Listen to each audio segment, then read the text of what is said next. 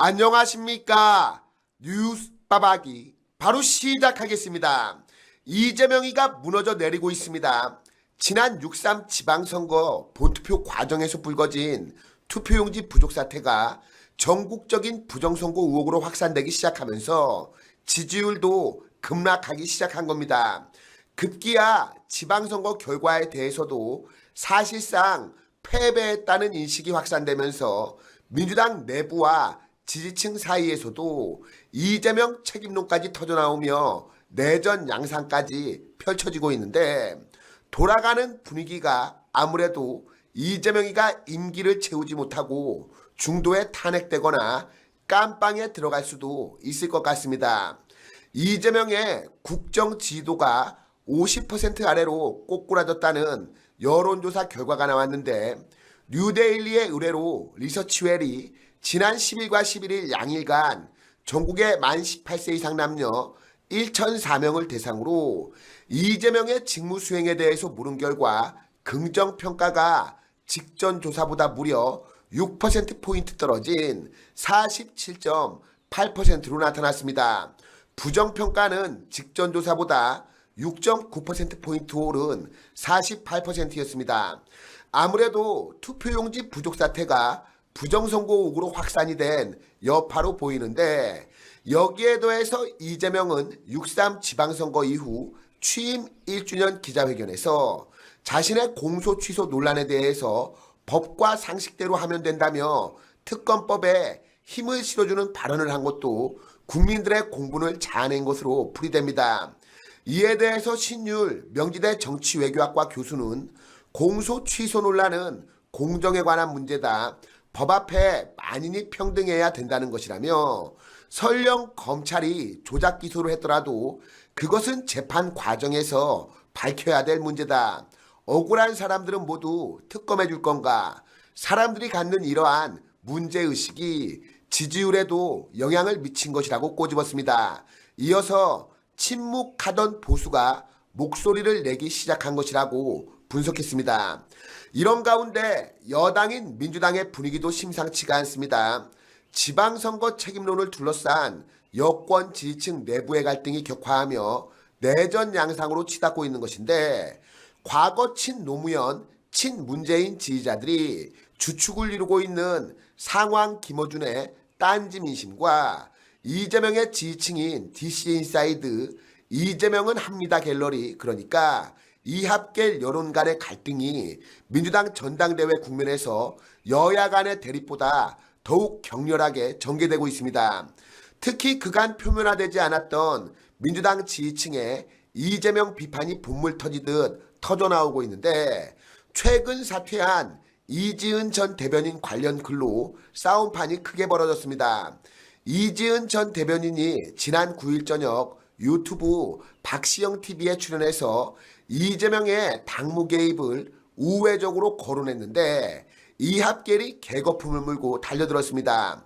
이재명의 취임 1주년 기자회견을 두고 당내에서 사실상 김민석 국무총리에게 힘을 실어준 것이라는 해석이 나왔었는데, 이지은 전 대변인이 당무 개입을 시사하며 이재명을 공개 저격한 겁니다.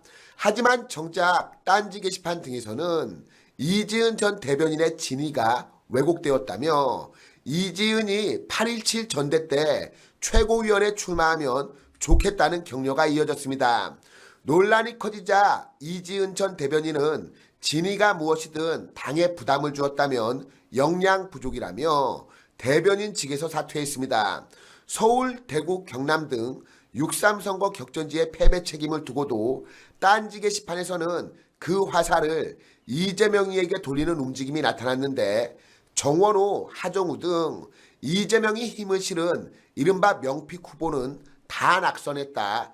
김민석 총리도 명픽이니 낙선할 것이라는 논리입니다.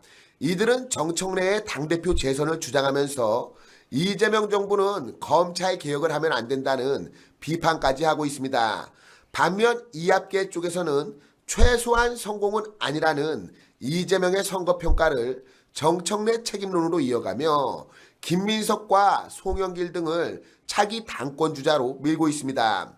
진영 내 비방은 생방송에서 원색적인 욕설을 동원하는 수준까지 확대되었는데 지난 8일 반 정청래 반 김어준 성향 유튜버인 오창성 청년재단 이사장이 이동형 TV에 출연해서 이 유시민을 향해 욕설을 섞어서 어떻게 그따위로 이야기하냐고 비난했습니다. 유시민이 지난달 29일 좌파 유튜브 방송 매부쇼에서 6개월 전부터 문조 털레유로 묶어 인신공격을 가하는 조직적인 흐름이 있다며 친명계를 겨냥해 적진에서 온 간첩이라고 비판한 데 대한 반발입니다. 문조 털레유는 문재인, 조국, 김어준, 정청래, 유시민을 통칭하여 폄훼하는 용어입니다.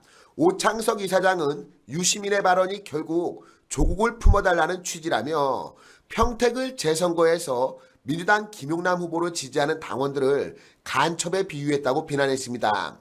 이미 양측은 올 초 민주당과 정부의 검찰 보안수사권 존치 논쟁 때부터 충돌하기 시작했는데 보안수사권 유지는 사실상 검찰 수사권을 부활시킬 것이라는 딴지 진영의 주장에 이합길 진영은 송치 사건에 한해 미진한 부분을 채우는 보안수사권은 제한적으로 필요하다고 맞섰습니다.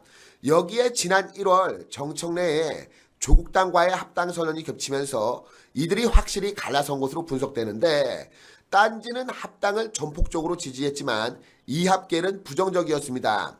조국당 관계자는 정청래가 서둘러 합당 논의를 전면 중단하며 사태를 수습했는데 그게 오히려 지지층 간에 앙금을 굳히는 촉매였다고 설명했습니다.